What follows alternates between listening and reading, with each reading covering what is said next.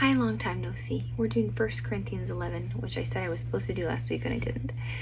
Let's do a little chit chat and update because I just feel like I haven't been on here very much. I start getting anxiety is something that I used to battle with a lot, but since my relationship with God has grown, that's healed a lot. But I still have the tendency to freeze up a little, but not as badly as I used to. So it happens. Maybe it is anxiety, or maybe it is just the ebb and flow of my commitment. And maybe I have commitment issues with YouTube. Certainly not with the Bible study. I have no problem Bible studying on my own, but when it comes to filming this, sometimes I overthink coming on here and speaking. A lot of times you don't see it because I have certain words filtered out in the YouTube comments, but people aren't so nice. So it just does deter me from putting out videos because people are not always so kind. Anyway, let's see, what have I been doing? My rotator cuff is torn. I might end up having to get an MRI, but I'm trying to avoid that. I would like to avoid surgery. I do think that I can heal it by just continuing the physical therapy, and then I have an impingement on this side. I'm no longer sick. I mean, kind of. In the night, it's pretty bad. I'm very congested. I can't breathe out of my nose. I sneeze all day long. It kind of seems like allergies, but everyone in my house is experiencing this, and so no, I know it's not allergies because allergies aren't contagious. What else? Oh, we have been... Okay, so homeschool season is upon us. Some people are starting already. It is the middle of August, and we don't start until more toward the end of August or early September after Labor Day. It just depends. We're homeschool, so we wing it. And I'm speaking as if we've been doing this for years. This is only my second year homeschooling. I do have some friends that are homeschooling for the first time this year, so I would like to spend a lot of time encouraging them and praying for them, establishing relationships and connecting with them, and throughout the year, because I know that you start off the new year with this vigor, and then by the holidays it's kind of starting to dwindle, and then I feel like from February to April you're just, what happened? Am I even homeschooling anymore? It's kind of a wave of seasons throughout the entire year, and so I'd like to just stay connected with them, so that's going to take a lot of my time. And then I've also been thinking about a lot and praying about my connection and my relationships with my kids. I spoke before in a video about a book I read. I'll put the link in the description of the book. I don't remember the title. It's like ages 6 through 10 or something like that.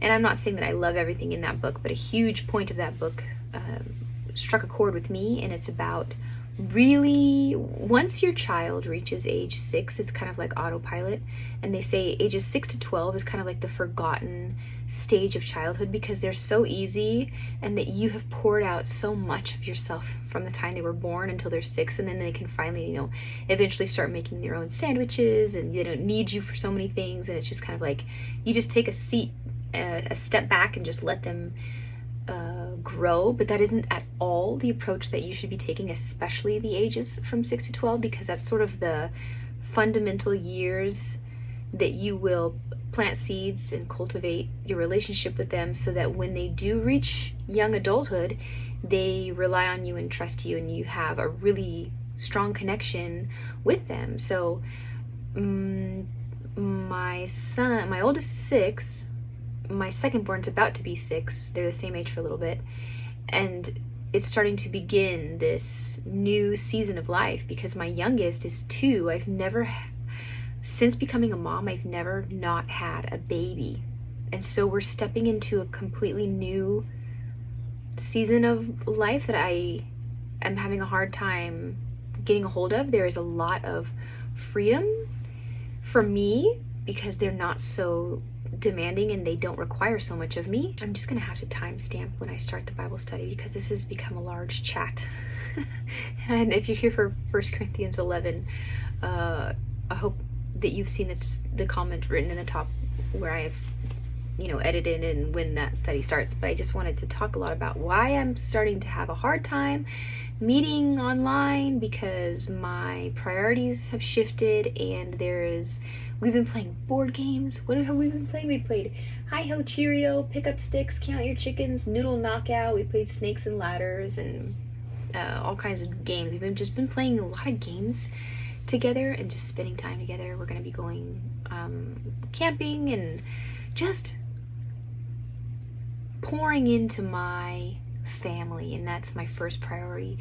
And I notice a lot of times friends that I make or people at church and commitments and things, I tend to say no, or at least sort of vanish, at least in this season of my life. And it's not that I want to. I feel like I'm a terrible friend because I do put so much, my family at this age, at these ages, my kids still require so much of me. And I imagine when they're much older, I will be able to have, more freedom. But right now, they need a lot from me. Not as much as they did last year. And so this is also a strange transition where I am finding myself with more freedom. And that's why I started my YouTube again, because I just felt like the timing was right.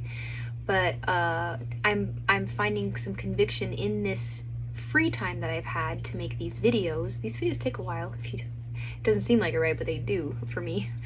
My kids are downstairs occupied, and I've been spending time with them, and I don't really want to be up here talking to a camera when they're down there.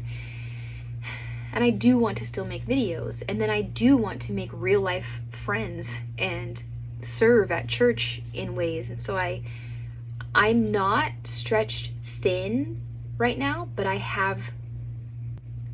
there is a very real possibility that I could make myself stretch too thin. So before I commit to anything, I need to pray about it and continue to pray about it until I can feel like I know what I'm doing, because I want God to, because I don't know. I don't know. I want God to guide my steps, and I want to pursue the path that I'm supposed to take. And I know that in my heart it's my children right now, but there is that, like I said, some freedom coming in, some free time for me arising.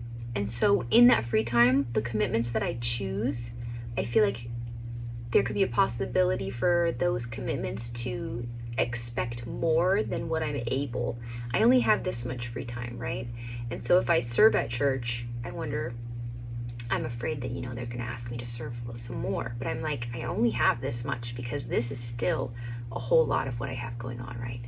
And then some gals I met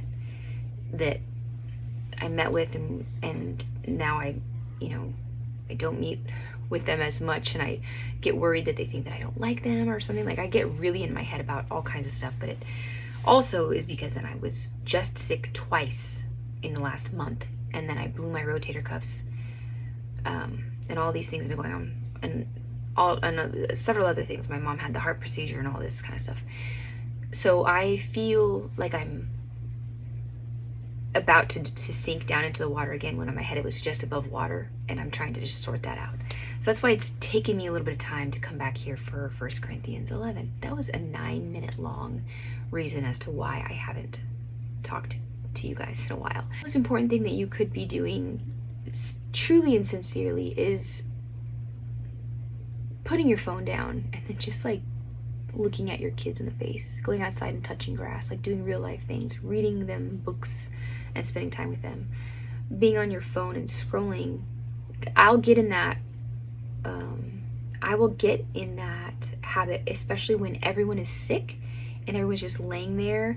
Then I'll find myself on my phone, like here I am watching physical therapy videos about my rotator cuff, and then next thing I know, I'm watching a street pastor offer people $100 for every Bible question they get right or something, and then I just end up doing stupid things on my phone that make like no sense. And then before I know it, like everyone is zoned out, and then you're not sick anymore. So then there's habits that need to be broken. And so we've been playing a lot of games together and getting back connected because we were sick so much. And then I don't know, I have a lot that I'm thinking and talking about, and also plans that I want to do here with YouTube talking more about real life things. I've talked a lot about children and child rearing and homeschool, but there's a whole other aspect of my life when it comes to running a household and trying to be a good wife, and can't really say what it means to be a good friend yet. That's something I'm still working on. But anyway, the baby just fell asleep, so now I have a little bit of time to talk about 1 Corinthians 11 and my Bible. And then I started volunteering to serve in the children's ministry, and there's just things that I'm trying to get caught up in there so that I can, be a better teacher. They sing this song. I need to find it on YouTube. Maybe I'll put the link. I'm growing out my bangs. I do that now and again. I'll get bangs and sometimes I'll side sweep my bangs. My part is not allowing, I have a cowlick. My part is not allowing me to side sweep them currently.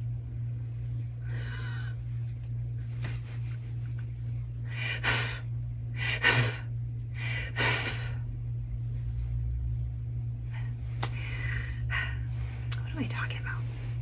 All right, 1 Corinthians 11. Head coverings. Now, a really great way to study 1 Corinthians 11 is to pull out your cultural background study Bible. If you don't have one, you can easily find some free things on the internet by just Googling cultural context of 1 Corinthians 11, and it'll give you a background about 1 Corinthians 11. In the culture of this day, there was an outward expression of obedience and submitting to God and your husband and the order in which was established in the Bible. Your husband did not choose to be the leader. That's God's design. So if you have a problem with your husband being your leader, take that up with God. Don't take that up with your husband. I know there's just a lot of resentment there and toxic trauma, negative connotations. There's just a distaste for authority. Maybe it came from like the freedom, the 70s, anarchy or whatever it is. I don't know what happened, but there's a big problem with this is so funny. Okay, so I just got a text from my mom needs someone to house sit all of her fish. You guys know the story because I won't be around. So she had a gal over after church, a gal that I know, her daughter, she's older, went to my mom's and learned all about her lobsters and her koi and her fish tanks and all this. So then my mom sent me a video today of her lobsters because they shed their skin, and then she thought initially one of her lobsters passed away because its skin shell, whatever that's called, is just she's so sweet. My mom thought her lobster died because the skin it shed was just there, but then she learned that lobsters just get bigger and whatever else. So my mom sent me a video just now of the fish tanks, and then the only thing that I could hear in the background was some kind of, maybe it was like a reality TV show or something, but the B word was being used, and they were saying things in the background like, I didn't call you a B word. If I called you a B word, I would have said blah blah blah B word, and like the B word was over and over again in the background of this video. So I sent my mom a text and I was like, all I could hear was the B word, and then my mom put a question mark because she was like, what? And then I was like, listen to that video. So then she must have listened to it back, because then I got a text and she was like, oh crap. I was doing laundry and I had no idea that it was just like continually playing, and she wasn't even paying attention to it because she was making this video. But there was this awful B-word sequence in that video, and she goes, I sent that to the gal at church, her daughter. I sent that to her daughter. So I sent a text to her mom and I was like, hey, my mom sent your daughter this video, and in the background there's some words. I'm so sorry. So she's just now sending me some reassuring texts. How funny is that? I have to text my mom and tell her it's okay. All right. Anyway, where was I? The culture of 1 Corinthians 11. There was an outward display of your respect for authority and your submission and your covering of your husband over you by wearing a head covering. That is not the culture anymore, so it does not apply to us. Though some people read this and think that it means to literally wear a head covering. But though Paul is addressing literal head coverings, he's addressing what the head coverings resemble, or what the head coverings display. What's the word? What the head coverings... What's that word? You know what I'm talking about. Not necessarily the head coverings, because there were a lot of women here who were in... That's what the letter was that he was addressing, who were just choosing not to wear a head covering just because it's the attitude of their heart, and they were not going to submit to their husband type attitude, which is in turn then a direct problem with your attitude toward God and his design for marriage. So that's the issue that Paul is addressing here. It's not to put a head covering on. It's everything about what a head covering represents and means. So let's read the chapter really quick. I don't know if you guys like me reading the chapter or if you just want to do that by yourself, because now this video is super long, so I wonder if I could just read my notes. 1 Corinthians 11, you probably already have if you're here, right? Please tell me in the comments if you want me to read the Bible. I really want to, because I mean that's the best thing to read. Or if you just read it on your own and you just want me to say my notes. I don't really know. Okay. Dear Lord, I'm going to read these words. I pray, God, you give us clarity. I pray you convict us where we need to be convicted, and I pray that you help us to be open to that conviction, and that we welcome that conviction to be corrected, and that we recognize any offense we take to the words that we read is something to do with something that needs healed in our lives. Your words and your instruction are for a reason. You are all-knowing and perfect. I pray, God, that you help us to do as you command and walk the road straight and narrow, and to not take up issue with anything that you've written, and recognize it as opportunity to change for the better in our lives. In your holy name I pray, amen. I don't even know if that makes sense, what I just said. Head coverings. Now I commend you because you remember me in everything and maintain the traditions, even as I deliver them to you. But I want you to understand that the head of every man is Christ. The head of a wife is her husband, and the head of Christ is God. Every man who prays or prophesies with his head covered dishonors his head. But every wife who prays or prophesies with her head uncovered dishonors her head, since it is the same as if her head were shaven. For if a wife will not cover her head, then she should cut her hair short. But since it is disgraceful for a wife to cut off her hair or shave her head, let her cover her head. For a man ought not to cover his head, since he is the image and glory of God. But woman is the glory of man. For man was not made from woman, but woman from man. Neither was man created for woman, but woman for man. That is why a wife ought to have a symbol of authority on her head, because of the angels. There's some dispute as to what that is in reference to. There's like 4 verses that this could mean because of the angels, and you could do a deeper dive into that study if you like, but just know that this is a reference to a scripture written, and there's like 3 of them that it could be. Nevertheless, in the Lord, woman is not independent of man, nor man of woman. For a woman was made from man, so man is now born of woman. The only man that was not born of woman was Adam. Every single man on this earth was born from a woman, and all things are from God. Judge for yourselves. Is it proper for a wife to pray to God with her head uncovered? Does not nature itself teach you that if a man wears long hair, it is a disgrace for him? But if a woman has long hair, it is her glory, for her hair is given to her for a covering. If anyone is inclined to be contentious, we have no such practice, nor do the churches of God. And then this bit is about the Lord's Supper. So let me read my notes about the head covering part. I wrote here in reference to that verse, men and women are equal before God.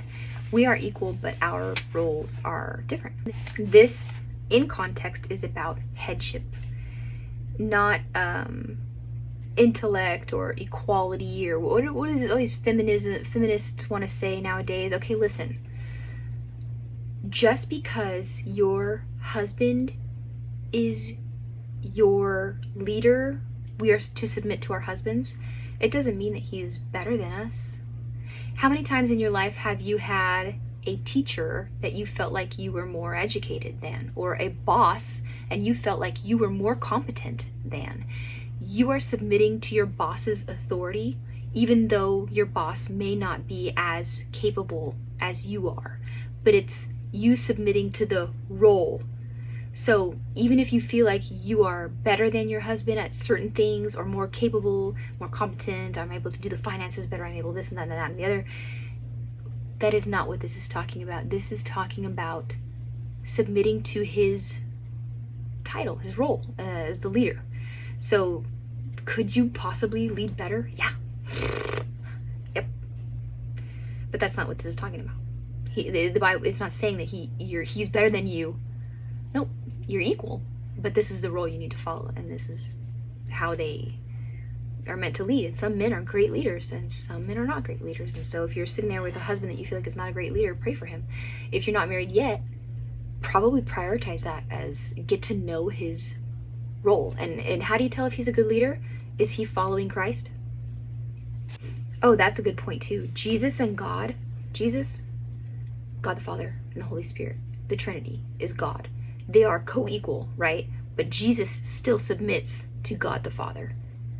So it's not to say one is greater than the other. They're God. In the beginning of the Hebrew translation, in the very beginning, is it Genesis, where it says, and man was created in our image. That's what the verse says. There's no biblical commandment for men to cover their head. This is a new thing they started to do in 2 Corinthians, the veil. Oh, okay, the veil is taken away. And good, okay, yeah, he doesn't. We'll get to that 2 Corinthians. Okay, so the head covering no longer conveys a symbol of authority. It was a tradition.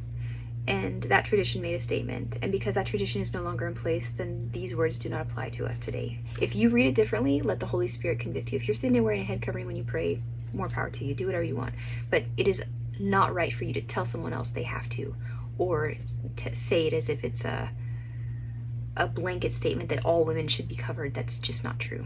If you feel personally convicted to do so, that's not wrong, and do that.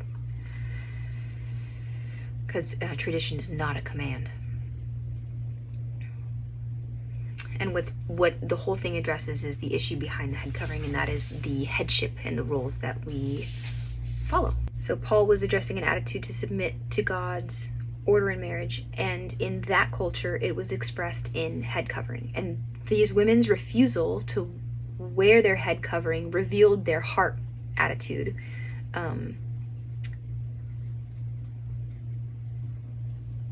Which is in turn a display of your insubordinate tendencies, even before God, because God is the one that said that your husband's your leader. Your husband didn't say that.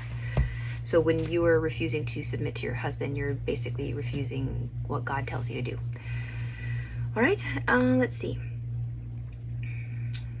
What I was saying before, my notes say, just because your husband isn't a good leader doesn't mean that he's not allowed to lead. Just like times when a man is commanded, and a husband is commanded to love his wife. Are we always lovable? No. In fact, I was just not very lovable last week. I have so many excuses as to why I was on my period, I was sick, and my rotator cuff was really hurting, and the kids were sick, and it was just so hard for me, right? But I just had moments where I was not operating I was not being very Christian, and I wasn't lovable, but my husband still loved me despite my bad attitude and catty, snide little comments. Yuck. Like, I don't like saying those things out loud, but I do them. I'm not proud of it. I definitely am looking to change, but my point is, my husband is commanded to love me even in the moments where I'm not very lovable. So you are commanded to respect him even if you don't think he's very respectable. It's respectable. It's a matter of your obedience. Your niceness to your husband is not dependent on him. Your niceness should not be dictated by what he does, because then it's conditional. God's love for us is unconditional. We mess up all the time and he loves us regardless. That's how we are to respect our husbands. Like, I'm not talking about like in cases of extreme abuse. Like, please don't come to me with all these outliers and be like, well, what if your husband is like this and that and the other? Like, use common sense. I'm talking about like in just a regular marriage. And in regular marriages, when, you know, we don't think our husband is so good at this, and I think this and that and the other, just like chill out. And even if you don't feel like your husband is very deserving of those things in that moment, you're still commanded to give them, okay? Just like he's still commanded to love you in the moments where you're not very lovable, and that's just the truth. And if you don't like that, pray about it, probably, because it tells us in the Bible we ought to do that. All right, let me read on about the Lord's Supper. But in the following instructions I do not commend you, because when you come together it is not for the better, but for the worse. For, in the first place, when you come together as a church, I hear that there are divisions among you, and I believe it in part. For there must be factions among you, in order that those who are genuine among you may be recognized. When you come together, it is not the Lord's Supper that you eat. For in eating, each goes ahead with his own meal. One goes hungry, another gets drunk. What? Do you not have houses to eat and drink in? Or do you despise the church of God and humiliate those who have nothing? What shall I say to you? Shall I commend you in this? No, I will not. For I received from the Lord that I was delivered, So I'm going to let you read the rest of 11. There's 23, there's 10 more verses. But basically what he's saying is they are violating the Lord's Supper. Like, the rich people were showing up with all their food, getting drunk because they had so much to drink. And what did he say here? He said some people, one goes hungry. Then there were poor people that showed up to the church who didn't have any food to bring. And it's the Lord's Supper is not about having a big party and a picnic with all of this food and drink that you can afford to bring and gorge on. The Lord's Supper is about remembering what Jesus did. This is the cup, right? Remember it. And in the Lord's Supper, if you go back to the Gospels and you read it, and taking communion at church, when they pass out the little wafers and drink the little thing, don't just take it without thinking about it.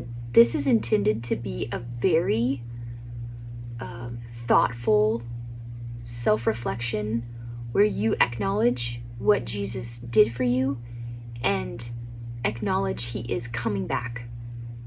And you need to check your heart attitude and appreciate those things and shift your life in that moment to try to do better, repent more, practice your faith and believe, and get your heart right before the Lord before you take communion. And the Lord's Supper is all about remembering what Jesus did, knowing why he did it, that he did it all for you to live in this moment, and that he is coming back. There's a past, a present, and a future that comes in taking communion. And it's not about just showing up with all your food and getting drunk. What these people were totally practicing the Lord's Supper without the actual mindfulness that is supposed to be there when you take the Lord's Supper. All right, this was very long and I'm so sorry. I will talk to you guys soon for 1 Corinthians 12, God willing, and I do plan on having some videos up in between. Okay, bye.